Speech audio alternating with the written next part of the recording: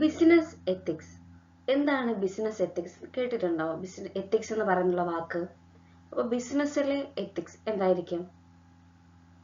Business ethics is a set of principles governing the moral conduct of a business. ഒരു business എങ്ങനെ നടന്നു പോകണം, അതിൻ്റെ ഒരു മൊറാലിറ്റിയുടെ ഭാഗമായിട്ടുള്ള ചില പ്രിൻസിപ്പിൾസ് ആണ് ബിസിനസ് എത്തിക്സ് എന്ന് പറയുന്നത്. എത്തിക്സ് ആണ് നമ്മുടെ അടുത്ത് പറഞ്ഞു തരുന്നത് എന്താണ് റോങ്, എന്താണ് റൈറ്റ് എന്നുള്ളത്. What is right and what is wrong, which means equal ആയിട്ടുള്ള ട്രീറ്റ്മെന്റ് എല്ലാവർക്കും, കസ്റ്റമേഴ്സിനും സപ്ലയേഴ്സിനും വർക്കേഴ്സിനും ഒക്കെ ഈക്വൽ ആയിട്ടുള്ള ട്രീറ്റ്മെന്റ് കൊടുക്കുന്നു. ബിസിനസ് എത്തിക്സ് ഒരിക്കലും ഒരു ബിസിനസ്മാനെ പ്രോഫിറ്റ് ഏതെങ്കിലുമൊക്കെ രീതിയിൽ ഉണ്ടാക്കിയെടുക്കുക എന്നുള്ളതിൽ നിന്ന് പിൻവലിപ്പിക്കുന്ന തരത്തിലുള്ള ഐഡിയാസ് കൊടുക്കുന്നു. അതായത് നന്മയുടെ ഭാഗത്ത് ഓണസ്റ്റ് ആയിട്ട് വേണം എല്ലാ കാര്യങ്ങളും ചെയ്യാൻ. ആ രീതിയിലാണ് ബിസിനസ്മാനെ ഇതൊക്കെ അലൗ ചെയ്യുന്നത്. Ethics is concern with what is right, what is wrong in human behavior, judged on the basis of standard form of conduct as approved by the society in a particular field. ഒരു കാര്യത്തിൽ society approve ചെയ്തിരിക്കുന്ന ഒരു standard format എല്ലാത്തിനും ഉണ്ട്. അത്തരത്തിൽ ഒരു മനുഷ്യന്റെ ബിഹേവിയറിൽ എന്തൊക്കെ റൈറ്റ് ആണ്, എന്തൊക്കെ റോങ് ആണ് എന്ന് തീരുമാനിക്കുന്നതാണ് ബിസിനസ് എത്തിക്സ് എന്ന് പറയുന്നത്. സോ അതാണ് ബിസിനസ് എത്തിക്സ് എന്ന് പറയുന്നത്. സെറ്റ് ഓഫ് പ്രിൻസിപ്പിൾസ് ആണ് that governing the moral conduct of a business.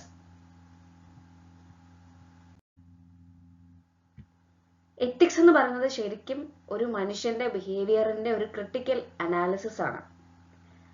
എല്ലാ സർക്കംസ്റ്റൻസിലും, എല്ലാ സാഹചര്യങ്ങളിലും, ഇപ്പോൾ നിലനിൽക്കുന്ന സാഹചര്യങ്ങളിൽ ഒരു മനുഷ്യന്റെ എല്ലാ ബിഹേവിയറും നല്ലതാണോ ചീത്തയാണോ എന്ന് അനലൈസ് ചെയ്തുകൊണ്ടിരിക്കുന്നു. ഇപ്പോൾ ഒരു എക്സാമ്പിൾ പറഞ്ഞിരിക്കുന്നത്, if a businessman creates artificial scarcity in the expectation of rise in price, his action is critically analyzed and found to be against business ethics. ഏതെങ്കിലും തരത്തിലൊരു ബിസിനസ്മാൻ ആർട്ടിഫിഷ്യലി ഏതെങ്കിലും തരത്തിലൊരു വില കൂടുന്നതായിട്ടോ കുറയുന്നതായിട്ടോ ഏതെങ്കിലും തരത്തിൽ ഒരു കാര്യം ക്രിയേറ്റ് ചെയ്ത് വെച്ച് കഴിഞ്ഞാൽ ആ ഒരു പർട്ടിക്കുലർ ആക്ടിനെ ബാക്കിയുള്ള ഒരു സൊസൈറ്റി ക്രിട്ടിക്കലി അനലൈസ് ചെയ്യുകയും അത് എത്തിക്സിന് എതിരാണെന്ന് ഫൈൻഡ് ഔട്ട് ചെയ്യുകയും ചെയ്യുന്നു. ഒരുപാട് തരത്തിലുള്ള എത്തിക്കൽ ആൻഡ് അൺഎത്തിക്കൽ ആക്ടിവിറ്റീസ് ബിസിനസ്സിൽ നടക്കാറുണ്ട്. മെയിനായിട്ടുള്ള അൺഎത്തിക്കൽ ആക്ടിവിറ്റീസ് എന്ന് പറഞ്ഞു കഴിഞ്ഞാൽ ടാക്സ് വെട്ടിക്കാൻ വേണ്ടിയിട്ട് അക്കൗണ്ടുകൾ പല രീതിയിൽ ഉണ്ടാക്കുക, പിന്നെ ഈ കമ്പനിയുടെ അസറ്റുകൾ, കമ്പനിയുടെ പ്രോപ്പർട്ടികളൊക്കെ ഉണ്ടല്ലോ, അതൊക്കെ പേഴ്സണൽ ആയിട്ടുള്ള യൂസിന് വേണ്ടി എടുക്കുക. പിന്നെ പേഴ്സണൽ ആക്ടിവിറ്റീസ് കമ്പനി തരുന്ന സമയത്ത്, കമ്പനി എന്തിനാണ് നമുക്ക് ടൈം തരുന്നത് വർക്ക് ചെയ്യാൻ, ആ വർക്ക് ചെയ്യുന്നതിനാണ് നമുക്ക് പേ തരുന്നത്. പക്ഷെ ആ കമ്പനിയുടെ ടൈമിൽ പോയിരുന്ന് പേഴ്സണൽ ആയിട്ടുള്ള ബിസിനസ് ചെയ്യുക. പിന്നെ ബിസിനസിന്റെ എൻവയോൺമെന്റിനെ പൊല്യൂട്ട് ചെയ്യുന്ന തരത്തിൽ ഉള്ള ആക്ടിവിറ്റീസ് ചെയ്യുക. പിന്നെ പലതരത്തില് കറപ്റ്റഡ് ആയിട്ടുള്ള പബ്ലിക് സെർവൻസ് ഉണ്ടാവുക, അവിടെയുള്ള എക്സിസ്റ്റിംഗ് വർക്കേഴ്സിനെ എക്സ്പ്ലോയിറ്റ് ചെയ്യുക, കസ്റ്റമേഴ്സിനെ ഫ്രോഡ് ആക്കുക, അവരെ പറ്റിക്കുക എന്നൊക്കെ ഉള്ള ഇതെല്ലാം അൺഎത്തിക്കൽ ആയിട്ടുള്ള ആക്ടിവിറ്റീസ് ആണ്. അപ്പൊ എത്തിക്കൽ ആക്ടിവിറ്റീസ് എന്തൊക്കെയാണ് നമുക്ക് ചിന്തിച്ച് നോക്കൂ. ഇതിന്റെയൊക്കെ നേരെ ഓപ്പോസിറ്റ് ആയിരിക്കും എത്തിക്കൽ ആക്ടിവിറ്റീസ്. ക്വാളിറ്റി ഉള്ള ഗുഡ്സ് നല്ല റീസണബിൾ പ്രൈസിൽ ആളുകൾക്ക് സപ്ലൈ ചെയ്യുക. പിന്നെ ഏതെങ്കിലും തരത്തിലുള്ള അഡ്വർടൈസ്മെന്റ്സ് മിസ്ലീഡ് ചെയ്യുന്നുണ്ടെങ്കിൽ അതിൽ നിന്നൊക്കെ കസ്റ്റമേഴ്സിനെ ഒഴിവാക്കുക. പിന്നെ പ്രോപ്പർ ആയിട്ടുള്ള പൊല്യൂഷൻ കൺട്രോൾ മെഷേഴ്സ് ഒക്കെ എടുക്കുക. കസ്റ്റമേഴ്സിനാണെങ്കിലും സപ്ലൈസിനാണെങ്കിലും ഈക്വൽ ആയിട്ടുള്ള ട്രീറ്റ്മെന്റ് കൊടുക്കുക. ഇതൊക്കെയാണ് എത്തിക്കൽ ആയിട്ടുള്ള ആക്ടിവിറ്റീസിന്റെ എക്സാമ്പിൾസ് ആയിട്ട് വരുന്നത്. ഇനി എന്തൊക്കെയാണ് ബിസിനസ് എത്തിക്സിലുള്ള എലമെന്റ്സ് എന്ന് നമുക്ക് നോക്കാം. എത്തിക്കൽ ബിസിനസ് എന്ന് പറയുമ്പോഴത്തേക്കും എല്ലാ രീതിയിലും ബിസിനസ് എന്റർപ്രൈസിനും സൊസൈറ്റിനും നല്ലതായിട്ടുള്ള ഒരു കാര്യമാണ് എത്തിക്കൽ ആയിട്ടുള്ള ബിസിനസ് എന്ന് പറയുന്നത്. ചില എലമെന്റ്സുകൾ ബിസിനസ് എത്തിക്സിനകത്തുണ്ട്. അതിലൊന്നാമത്തതാണ് ടോപ്പ് മാനേജ്മെന്റിന്റെ commitment. Businessman should always sensitive and proactive to ethical issues concerning the business. It is a top management which take decisions, initiate actions and leads the organization towards business ethics. Business എപ്പോഴും ഈ എത്തിക്സിന്റെ കാര്യത്തിൽ വളരെയധികം sensitive ആയിരിക്കണം. Pro active ആയിട്ട് അവർ എത്തിക്കൽ ഇഷ്യൂസിനെ mention ചെയ്ത് അവരുടെ കാര്യങ്ങൾ നോക്കി വേണം പോകാനായിട്ട്. അതിൽ ഏറ്റവും കൂടുതൽ കമ്മിറ്റ്മെന്റ് വേണ്ട പാർട്ടികൾ എന്ന് പറയുന്നത് ടോപ്പ് മാനേജ്മെന്റ് ആണ്. ബിക്കോസ് ടോപ്പ് മാനേജ്മെന്റ് ആണ് ഏറ്റവും കൂടുതൽ ഡിസിഷൻസ് എടുക്കുന്നത്, എല്ലാ ആക്ഷൻസും ഇനീഷ്യേറ്റ് ചെയ്യുന്നത്, ഓർഗനൈസേഷനും എല്ലാ കാര്യങ്ങളും ചെയ്യുന്നത് ടോപ്പ് മാനേജ്മെന്റ് ആണ്. So top management commitment business എത്തിക്സിന്റെ വളരെ ഇമ്പോർട്ടന്റ് ആയിട്ടുള്ള ഒരു എലമെന്റ് ആയിട്ടാണ് വരുന്നത്. Publication of a code. Business must develop a code or rule containing definite ethical programs. It may be regarding honesty, abiding by law, product quality, safety, healthcare and fair business practices. അതായത് business എപ്പോഴും ഏത് സിസ്റ്റത്തിലാണ് ഏത് രീതിയിലാണ് work ചെയ്യേണ്ടത് എന്നുള്ളൊരു എത്തിക്കൽ പ്രോഗ്രാമിനൊരു code ഒരു format ഉണ്ടാക്കി വെച്ചിരിക്കണം. അതിനകത്ത് കൃത്യമായിട്ട് എന്തൊക്കെയാണ് ഗുഡ് ആയിട്ടുള്ള കാര്യങ്ങൾ, ഓണസ്റ്റിനെ കുറിച്ചിട്ട്, പ്രോഡക്റ്റിന്റെ ക്വാളിറ്റിനെ കുറിച്ച്, സേഫ്റ്റിനെ കുറിച്ച്, ഹെൽത്ത് കെയറിനെ കുറിച്ച്, നല്ല ബിസിനസ് പ്രാക്ടീസുകളെ കുറിച്ചൊക്കെ മെൻഷൻ ചെയ്തിരിക്കണം. സോ അത്തരത്തിലൊരു കോഡ് ഓഫ് കണ്ടക്ട് അല്ലെങ്കിൽ ഒരു റൂള് അവിടെ എപ്പോഴും ഉണ്ടായിരിക്കണം. അത് ബിസിനസ് എത്തിക്സിന്റെ വലിയൊരു എലമെന്റ് ആയിട്ടാണ് പറയുന്നത്. ടോപ്പ് മാനേജ്മെന്റിന്റെ കമ്മിറ്റ്മെന്റ് പോലെ തന്നെ ഒരു കോഡ് പബ്ലിഷ് ചെയ്യുക എന്ന് പറയുന്നത് വളരെ ഇമ്പോർട്ടന്റ് ആയിട്ടുള്ള എലമെന്റ് ആണ്. Then establishment of compliance mechanism. In order to ensure actual decisions and actions comply with firm's ethical standards, suitable mechanism should be established. The mechanism should be regarding paying attention of values of ethics in recruitment, training, auditing, product quality, etc. അതായത് കൃത്യമായിട്ടുള്ള ഒരു mechanism, ഒരു system കംപ്ലൈൻസിന്റെ കാര്യത്തിൽ അവിടെ ഉണ്ടായിരിക്കണം എന്നാണ് പറയുന്നത്. അതായത് ഒരു കമ്പനി എടുക്കുന്ന ആക്ച്വൽ ഡിസിഷൻസ് അതിന്റെ എത്തിക്കൽ സ്റ്റാൻഡേർഡ്സുമായിട്ട് ഒത്തുപോകുന്നുണ്ടോ, കൃത്യമായിട്ട് അത് എസ്റ്റാബ്ലിഷ്ഡ് ചെയ്താണോ പോകുന്നത്, അതിന് സ്യൂട്ടബിൾ ആയിട്ടുള്ള ഒരു മെക്കാനിസം അവിടെ ഉണ്ടായിരിക്കണം. ഇത്തരത്തിൽ റിക്രൂട്ട്മെന്റിന്റെ കാര്യത്തിലാണെങ്കിലും, ട്രെയിനിങ് കൊടുക്കുമ്പോഴാണെങ്കിലും, ഓഡിറ്റിങ്ങിന്റെ സമയത്താണെങ്കിലും, അല്ലെങ്കിൽ നല്ല രീതിയിൽ പ്രോഡക്റ്റ് ക്വാളിറ്റി കൊടുക്കുന്ന സമയത്താണെങ്കിലും ഒക്കെ ഇത്തരത്തിൽ നല്ലൊരു മെക്കാനിസത്തിലായിരിക്കണം കാര്യങ്ങൾ പൊയ്ക്കൊണ്ടിരിക്കേണ്ടത്.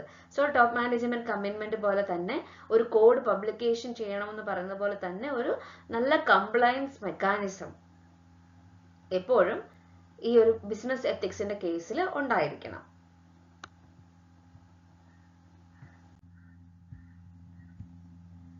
Next point ആണ് involving employees at all levels. The involvement of all the employees in the ethical program is must. Employees representative must be taken into confidence while framing documents on ethics. അതായത് business ethics ഉണ്ടാക്കുന്ന സമയത്ത് അല്ലെങ്കിൽ എത്തിക്കൽ പ്രോഗ്രാംസിനെ കുറിച്ച് detail ആയിട്ട് എടുക്കുന്ന സമയത്ത് തീർച്ചയായിട്ടും അവിടെയുള്ള എംപ്ലോയീസിനെയും കൂടെ ഇൻവോൾവ് ആക്കിയിട്ട് വേണം എല്ലാ കാര്യങ്ങളും ചെയ്യാൻ. എംപ്ലോയീസിന്റെ റെപ്രസെന്റേറ്റീവ്സിനൊരു ഇത്തരത്തിൽ നല്ല രീതിയിൽ എത്തിക്സുമായിട്ട് ബന്ധപ്പെട്ടിട്ടുള്ള ഡോക്യുമെന്റ്സ് ഉണ്ടാക്കുന്ന സമയത്ത് നല്ല കോൺഫിഡൻസോടുകൂടി അവർക്ക് അതിൽ റെപ്രസെന്റേറ്റ് ചെയ്യാൻ പറ്റണം. സോ അതാണ് എംപ്ലോയീസിനും കൂടെ എല്ലാ ലെവൽസിലും ഇൻക്ലൂഡ് ചെയ്യണമെന്ന് പറയുന്നത്. നെക്സ്റ്റ് എലമെന്റ് ആണ് measuring results. Although it is difficult to accurately measure the results of ethical programs, management should evaluate the actual performance with standards and take corrective action if necessary. നമ്മൾ എല്ലാ കാര്യത്തിലും പറയുന്ന പോലെ തന്നെ നമുക്ക് കൃത്യമായിട്ട് എത്തിക്കൽ പ്രോഗ്രാം അനുസരിച്ചാണോ ഇവിടെ കാര്യങ്ങൾ ചെയ്യുന്നതെന്ന് നമുക്ക് കണ്ടുപിടിക്കാൻ ഭയങ്കര ബുദ്ധിമുട്ടാണ്. സോ അപ്പോൾ അത് നമ്മൾ എന്ത് ചെയ്യണം, പറ്റുന്നത് പോലെ ആക്ച്വൽ പെർഫോമൻസും നമ്മുടെ സ്റ്റാൻഡേർഡ്സും തമ്മിലുള്ള ഡിഫറൻസ് നമ്മൾ നന്നായിട്ടാണോ ചെയ്യുന്നത് നോക്കുക. ഇഫ് അതിനെന്തെങ്കിലും ഡിഫറൻസോ വ്യത്യാസങ്ങളോ ഭയങ്കരമായിട്ട് ഉണ്ടെന്നുണ്ടെങ്കിൽ അതിനനുസരിച്ചുള്ള കറക്റ്റീവ് ആക്ഷൻസ്, നെസസറി ആയിട്ടുള്ള ആക്ഷൻസ് എടുക്കുക. അതാണ് മെഷറിംഗ് റിസൾട്ട്സ് എന്ന് പറയുന്ന എലമെന്റ് കൊണ്ട് ഉദ്ദേശിക്കുന്നത്. ഇനി നമ്മൾ നോക്കാൻ പോകുന്നത് എന്താണ് ബിസിനസ് എത്തിക്സും സോഷ്യൽ റെസ്പോൺസിബിലിറ്റിയും തമ്മിലുള്ള റിലേഷൻഷിപ്പ് എന്ന് പറയുന്നത്. ശരിക്കും പറയുകയാണെങ്കിൽ ബിസിനസ് എത്തിക്സും സോഷ്യൽ റെസ്പോൺസിബിലിറ്റിയും പരസ്പരം റിലേറ്റ് ചെയ്ത് കിടക്കുന്ന ഒരു പോയിന്റ് തന്നെയാണ്.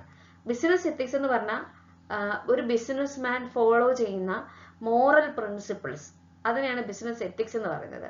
അതായത് which means doing the right thing, standards അനുസരിച്ച്, എക്സ്പെക്ടേഷൻ അനുസരിച്ച് നമ്മൾ റൈറ്റ് തിങ് ചെയ്യുന്നതിനെയാണ് ബിസിനസ് എത്തിക്സ് എന്ന് പറയുന്നത്. ബിസിനസ് എത്തിക്കലാകുമ്പം നാച്ചുറലി നമ്മൾ എന്ത് ചെയ്യും, സോഷ്യൽ റെസ്പോൺസിബിലിറ്റി ഫുൾഫിൽ ചെയ്യും. അതാണ് അതിന്റെ റിലേഷൻ. ബിസിനസ് എത്തിക്സ് നാച്ചുറലി നമ്മൾ ഫോളോ ചെയ്യുന്നുണ്ടെങ്കിൽ അതുപോലെ തന്നെ നമ്മൾ സോഷ്യൽ റെസ്പോൺസിബിലിറ്റിയിലും നല്ല രീതിയിൽ എൻഡപ്പ് ചെയ്യും. സോ സോഷ്യൽ റെസ്പോൺസിബിലിറ്റി എന്ന് പറയുന്ന ആ ഒരു വലിയ കോൺസെപ്റ്റിൽ ഒരു ഇമ്പോർട്ടൻറ്റ് പാർട്ടാണ് എത്തിക്കൽ ആയിരിക്കണം, ബിസിനസ് എത്തിക്സ് ഉണ്ടായിരിക്കണം എന്ന് പറയുന്നത്. സോ സോഷ്യൽ റെസ്പോൺസിബിലിറ്റിയും ബിസിനസ് എത്തിക്സും two sides of the same coin അങ്ങനെയാണ് പറയുന്നത്. ഒരേ കോയിന്റെ രണ്ട് സൈഡ്സ് ആണ് സോഷ്യൽ റെസ്പോൺസിബിലിറ്റിയും എത്തിക്സും. മനസ്സിലായല്ലോ? ബിസിനസ് എത്തിക്സ് എന്ന് പറഞ്ഞാൽ നമ്മൾ ഡൂയിങ് ദ റൈറ്റ് തിങ്. നമ്മൾ ബിസിനസ് എത്തിക്സ് പ്രോപ്പർ ആയിട്ട് ചെയ്യാന്നുണ്ടെങ്കിൽ നമ്മൾ സോഷ്യൽ റെസ്പോൺസിബിലിറ്റി ഈസി ആയിട്ട് ഫുൾഫിൽ ചെയ്യും. So that is the relationship between business ethics and social responsibilities. പിന്നെ ഒരു പോയിന്റ് നെക്സ്റ്റ് ടേം ആയിട്ട് വരുന്നതാണ് എൻവയോൺമെന്റൽ പൊല്യൂഷൻ. എത്രത്തോളം അതിൽ ബിസിനസ്സിന് റോൾ ഉണ്ട് എന്ന് പറയുന്നത്. പൊല്യൂഷൻ എന്ന് പറഞ്ഞാൽ എന്താണെന്ന് അറിയാലോ? ഹാംഫുൾ ആയിട്ടുള്ള സബ്സ്റ്റൻസ് നമ്മുടെ എൻവയോൺമെന്റിൽ കൊടുക്കുന്നു. അങ്ങനെ കൊടുക്കുന്നത് കൊണ്ട് തന്നെ ഭയങ്കര സീരിയസ് ആയിട്ടുള്ള ഡാമേജസ് മനുഷ്യന്മാർക്ക് ഉണ്ടാവുന്നു, അവരുടെ ലൈഫിനെ ബാധിക്കുന്നു. അതിനെയാണ് പൊല്യൂഷൻ എന്ന് പറയുന്നത്. പൊല്യൂഷൻ എപ്പോഴും ആളുകളിൽ അൺഡിസൈറബിൾ ആയിട്ടുള്ള ഫിസിക്കലും കെമിക്കൽ, ബയോളജിക്കൽ, നമ്മുടെ എയറിനെ, ലാൻഡിനെ, വാട്ടറിനെ ഒക്കെ ഹാംഫുൾ ആയിട്ട് അഫക്റ്റ് ചെയ്യുന്ന വളരെ ഹാംഫുൾ ആയിട്ടുള്ള ആക്ടിവിറ്റിയാണ് പൊല്യൂഷൻ ഉണ്ടാക്കുക എന്ന് പറയുന്നത്. അപ്പൊ പലതരത്തിലും നമ്മുടെ നേച്ചറൽ ടൈപ്പ് ഒക്കെ വെച്ച് നോക്കുകയാണെങ്കിൽ പൊല്യൂഷൻ പല രീതിയിൽ നമുക്ക് കാറ്റഗറൈസ് ചെയ്യാൻ പറ്റും. നമുക്ക് അറിയാവുന്ന തന്നെ എയർ പൊല്യൂഷൻ ഉണ്ടാവാറുണ്ട്, നോയിസ് പൊല്യൂഷൻ ഉണ്ടാവാറുണ്ട്, വാട്ടർ പൊല്യൂഷൻ ഉണ്ട്, ലാൻഡ് പൊല്യൂഷൻ ഉണ്ട്. Air pollution, noise pollution, water pollution, അതേപോലെ തന്നെ ലാൻഡ് പൊല്യൂഷൻ.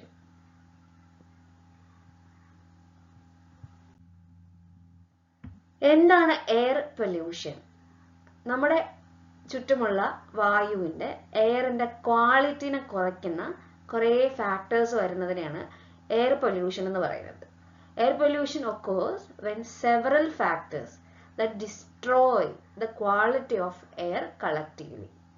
പ്രധാനമായിട്ടും ഈ ഓട്ടോമൊബൈൽസ്, സ്മോക്ക്, ഈ ഓട്ടോമൊബൈൽസ് എമിറ്റ് ചെയ്യുന്ന കാർബൺ മോണോക്സൈഡ് എന്ന് പറയുന്ന സബ്സ്റ്റൻസ്, അതേപോലെ തന്നെ ബാക്കിയുള്ള കെമിക്കൽസ്, മാനുഫാക്ചറിങ് പ്ലാന്റ്സിൽ നിന്നുണ്ടാവുന്ന കെമിക്കൽസ്, ഇതെല്ലാം നമ്മുടെ ഓസോൺ പാളിയിൽ വലിയ ഹോളുകൾ ഉണ്ടാക്കാനും ഇതൊക്കെ എർത്തിനെ ഡേഞ്ചറസ് ആയിട്ട്, എർത്തിന്റെ വാമിനെ ഡേഞ്ചറസ് ആയിട്ട് ബാധിക്കുന്ന കാര്യങ്ങളാണ് എയർ പൊല്യൂഷൻ ത്രൂ നടക്കുന്നത്. എയർ നമുക്ക് ഏറ്റവും അത്യാവശ്യമായിട്ടുള്ള കാര്യമാണെന്ന് അറിയാലോ. ഇത്തരത്തിൽ പല കോമ്പിനേഷൻ ഓഫ് ഫാക്ടേഴ്സ് വന്ന് നമ്മുടെ എയറിന്റെ ക്വാളിറ്റി കുറയ്ക്കുന്നതിനെയാണ് എയർ പൊല്യൂഷൻ എന്ന് പറയുന്നത്. സോ ഇത്തരത്തിൽ എയർ പൊല്യൂഷൻ വരുന്നത് കൊണ്ട് നമ്മുടെ സറൗണ്ടിങ്സിന് ഒരുപാട് പ്രോബ്ലംസ് ഉണ്ടാവാറുണ്ട്. Like presence of gases in air which are not required by human beings, animals, birds, which is creating health problems. ഇപ്പൊ ആസ്മ, ബ്ലൈൻഡ്നെസ്, പിന്നെ സ്കിൻ ഡിസീസസ്, പിന്നെ പലതരത്തിലുള്ള ജനറ്റിക് ആയിട്ടുള്ള ഡിസോർഡേഴ്സ് ഒക്കെ ഇത്തരത്തില് നമ്മളുടെ ഹ്യൂമൻ ബോഡിക്കോ ആനിമൽസിനോ ബേർഡ്സിനോ ഒന്നും ആവശ്യമില്ലാത്ത ഇത്തരത്തിലുള്ള ഗ്യാസുകൾ വരുമ്പോൾ നമുക്ക് സീരിയസ് ഹെൽത്ത് പ്രോബ്ലംസ് ഉണ്ടാവാനുള്ള കാരണമാവാറുണ്ട്. അതേപോലെ തന്നെ എയർ പൊല്യൂഷൻ ആണ് വിന്ററിൽ സ്മോഗ് ക്രിയേറ്റ് ചെയ്യുന്നത്. സോ ഇത് നാച്ചുറൽ ആയിട്ടുള്ള വിസിബിലിറ്റി കുറയ്ക്കുകയും ഐസിനെ ഇറിറ്റേറ്റ് ചെയ്യുകയും ചെയ്യുന്നു. പിന്നെ എയർ പൊല്യൂഷന്റെ വലിയൊരു സൈഡ് എഫക്റ്റ് ആണ് ഓസോൺ ലെയറിനെ ഡിപ്ലീറ്റ് ചെയ്യുന്നുള്ളതും ജനറ്റിക് ആയിട്ടുള്ള ഡിഫക്ട്സുകൾ, സ്കിൻ ക്യാൻസർ ഒക്കെ വരാൻ ഓസോൺ ലെയറിനെ ബാധിക്കുന്നത് കൊണ്ട് സാധിക്കും. സോ ഇത്തരത്തിൽ പല രീതിയിൽ എയർ പൊല്യൂഷൻ ഹ്യൂമൻ ബീങ്സിനെയും ബാക്കിയുള്ള ലിവിങ് എല്ലാ തിങ്സിനെയും ബാധിക്കുന്നു എന്നുള്ളതാണ് വലിയൊരു സത്യം.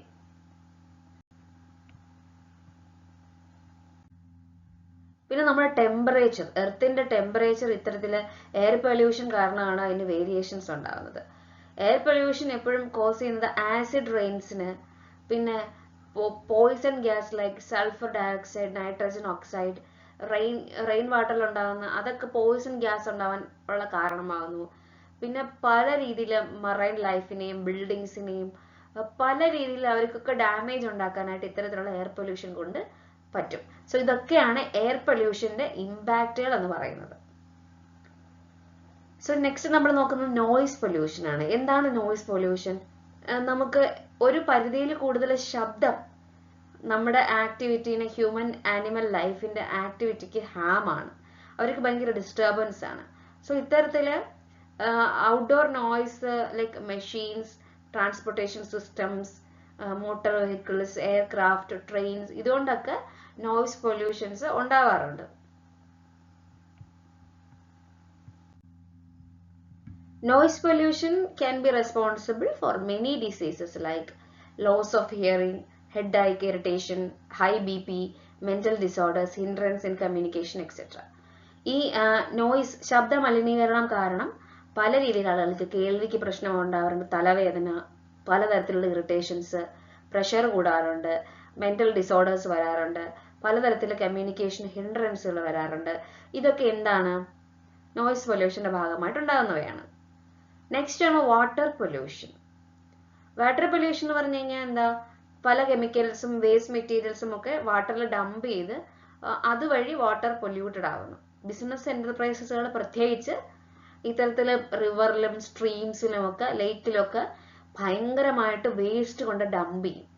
അപ്പൊ ഇത്തരത്തില് വേസ്റ്റ് കൊണ്ട് ഡംപ് ചെയ്യുമ്പോഴത്തേക്കും പല ആനിമൽസിന് ത്രെട്ടാണ്, ഹ്യൂമൻ ലൈഫിന് ത്രെട്ടാണ്. വാട്ടർ പൊല്യൂഷൻ ത്രൂ ഇങ്ങനെ ഭയങ്കര പ്രശ്നങ്ങൾ ഉണ്ടാവാറുണ്ട്. ഇത്തരത്തില് എന്തൊക്കെയാണ് വാട്ടർ പൊല്യൂഷന്റെ കോസസ് നിങ്ങൾക്ക് തോന്നുന്നു? സാനിറ്റൈസേഷൻ സിസ്റ്റം നല്ലപോലെ ചെയ്യാത്തത്. നല്ല രീതിയിൽ സാനിറ്റൈസ് ചെയ്താൽ നമുക്ക് പൊല്യൂഷൻ ഇല്ലാതിരിക്കും. വേസ്റ്റ്, പല ഇൻഡസ്ട്രിയൽ യൂണിറ്റ്സിന്റെയും വേസ്റ്റ് പല രീതിയിലും റിവേഴ്സിലും കനാലിലും ഒക്കെ കൊണ്ട് ഡംപ് ചെയ്യുന്നത്. പിന്നെ ടോക്സിക് സബ്സ്റ്റൻസ്, കെമിക്കൽസ്, ഫെർട്ടിലൈസേഴ്സ് പോലെയുള്ളത് ഡ്രെയിനേജ് വഴി ഒഴുക്കിവിടുന്നത്, സ്ട്രീംസിലും റിവേഴ്സിലും ഒക്കെ ഒഴുക്കിവിടുന്നത്. പിന്നെ ഹ്യൂമൻ വേസ്റ്റിന്റെ ഡ്രെയിനേജ് റിവേഴ്സിലും കനാൽസിലും ഒക്കെ വിടുന്നത്. ഇതെല്ലാം പല രീതിയിൽ വാട്ടർ പൊല്യൂഷന് കാരണമാകുന്നവയാണ്. ഇനി നമ്മൾ നോക്കുന്ന വാട്ടർ പൊല്യൂഷന്റെ ഇമ്പാക്റ്റുകൾ എന്തൊക്കെയാണെന്നുള്ളതാണ്. ഭയങ്കരമായിട്ട് മനുഷ്യന്മാർക്കും ആനിമൽസിനും ബേർഡ്സിനും ഒക്കെ ടൈഫോയിഡും ജോണ്ടിസും കോളറയും പോലെയുള്ള പല ഹെൽത്ത് ഹസാർഡ്സും വരാൻ ഇത്തരത്തിൽ വാട്ടർ പൊല്യൂഷൻ കാരണം ഉണ്ടാവാറുണ്ട്. പിന്നെ അക്വാട്ടിക് സ്പീഷീസിന് പ്രശ്നം ഉണ്ടാവാറുണ്ട്. പിന്നെ നമുക്ക് കുടിക്കാനുള്ള ഡ്രിങ്കിങ് വാട്ടറിന്, നല്ല ക്വാളിറ്റിയുള്ള ഡ്രിങ്കിങ് വാട്ടറിന് നല്ല രീതിയിൽ സ്കാർസിറ്റി ഇത്തരത്തിൽ വാട്ടർ പൊല്യൂഷൻ മൂലം ഉണ്ടാവാറുണ്ട്.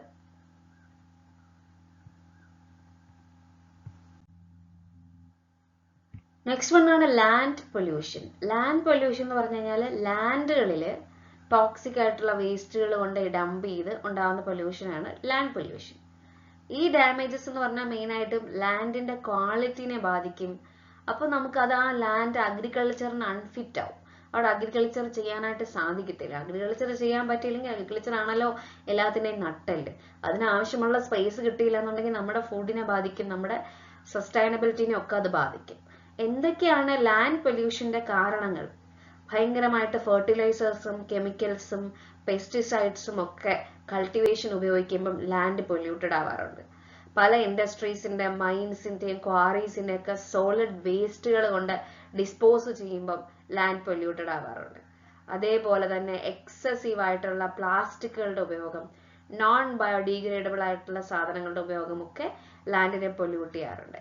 ഇത്തരത്തിൽ ലാൻഡ് പൊല്യൂട്ടഡ് ആവുമ്പോൾ എന്തൊക്കെയാണ് നമുക്കുണ്ടാകുന്ന എഫക്റ്റുകൾ? കൾട്ടിവേറ്റ് ചെയ്യാൻ പറ്റുന്ന കൾട്ടിവേബിൾ ലാൻഡ്സിന്റെ ഏരിയ നല്ലപോലെ കുറയും.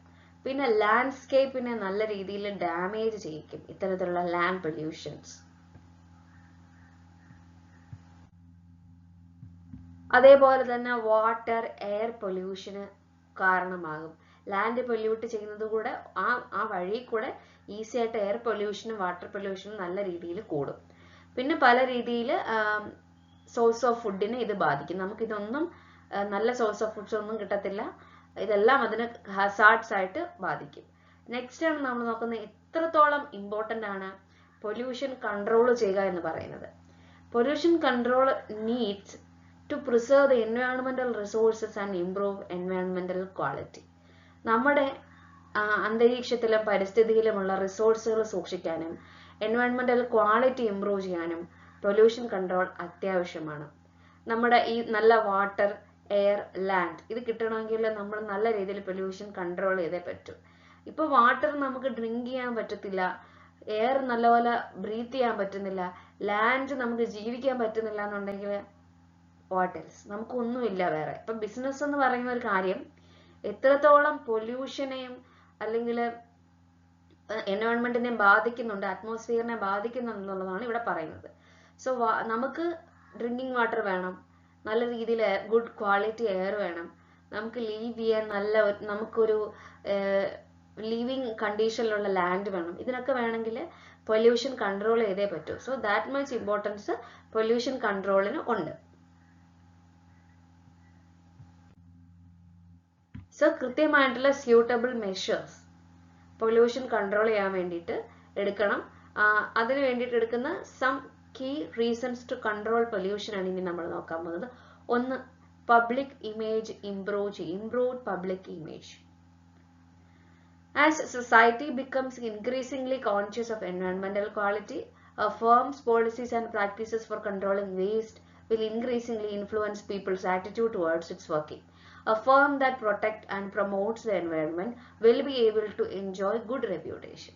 അതായത് ഇന്നത്തെ സമൂഹത്തിൽ ഭയങ്കര അവർ കോൺഷ്യസ് ആയി വരുന്നുണ്ട് എൻവയോൺമെന്റിന്റെ ക്വാളിറ്റി നോക്കണം എന്നുള്ളതൊക്കെ. അപ്പം ഒരു ഫേം അതിന്റെ പോളിസിയും പ്രാക്ടീസുകളും, ഒരു ബിസിനസ് നല്ല രീതിയിൽ വേസ്റ്റേജ് കൺട്രോൾ ചെയ്യുന്നുണ്ട്, ആ രീതിയിൽ ചെയ്യുന്നുണ്ടെന്നൊക്കെ ആളുകൾക്ക് തോന്നിക്കഴിഞ്ഞാൽ അവരുടെ ആറ്റിറ്റ്യൂഡ് നല്ല രീതിയിൽ ഒരു പോസിറ്റീവായിട്ടൊരു ഗുഡ് ഇമേജ് ആ ഫേമിന് കൊടുക്കാൻ സഹായിക്കുകയും ആ രീതിയിൽ ഫേം നല്ല രീതിയിൽ എൻവയോൺമെന്റിനെ പ്രൊട്ടക്ട് ചെയ്യുമ്പോൾ അവർക്ക് നല്ലൊരു റെപ്യൂട്ടേഷൻ കിട്ടാൻ കാരണമാവുകയും ചെയ്യും.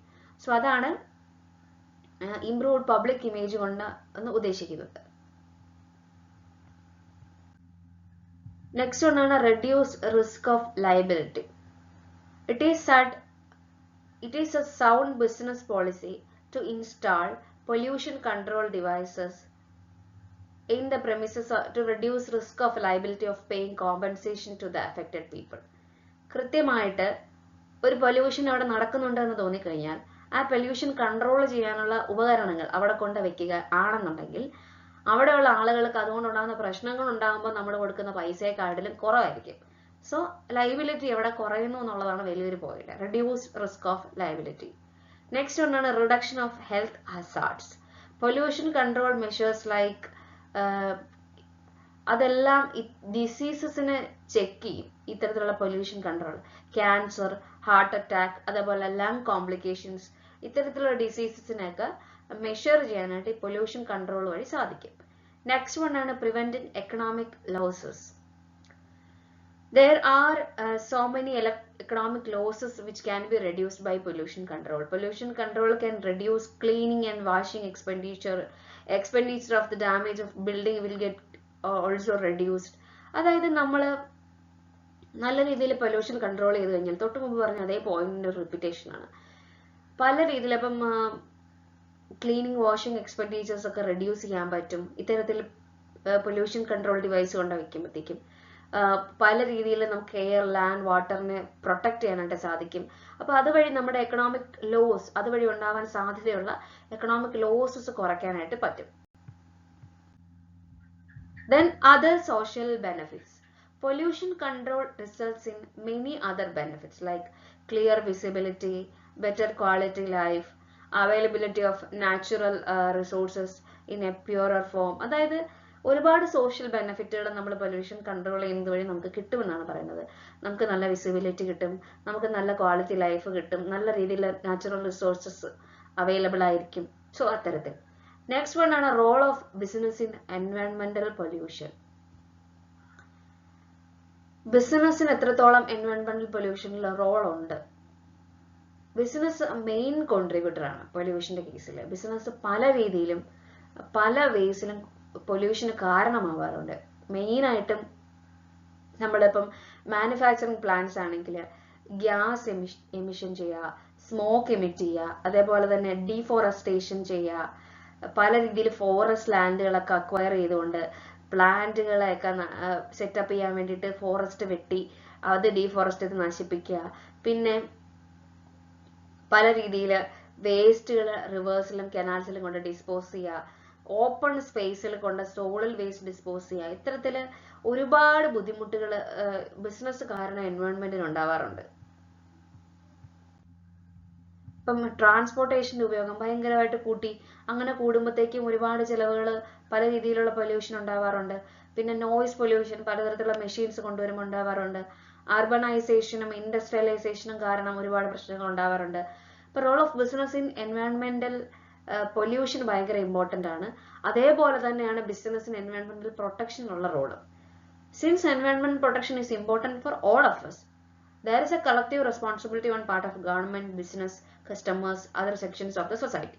നമുക്കറിയാം എല്ലാ പേരും ബിസിനസ്സിൽ മാത്രമല്ല, എല്ലാ പേരും ഗവൺമെന്റ് ആയിക്കോട്ടെ, ബിസിനസ് ആയിക്കോട്ടെ, കസ്റ്റമേഴ്സ് ആയിക്കോട്ടെ, ബാക്കി സൊസൈറ്റിയുടെ എല്ലാ ഭാഗത്തുള്ള ആളുകളും ആയിക്കോട്ടെ, എല്ലാവരും എൻവയോൺമെന്റൽ പ്രൊട്ടക്ഷൻ ചെയ്യാൻ ബാധ്യസ്ഥരാണ്.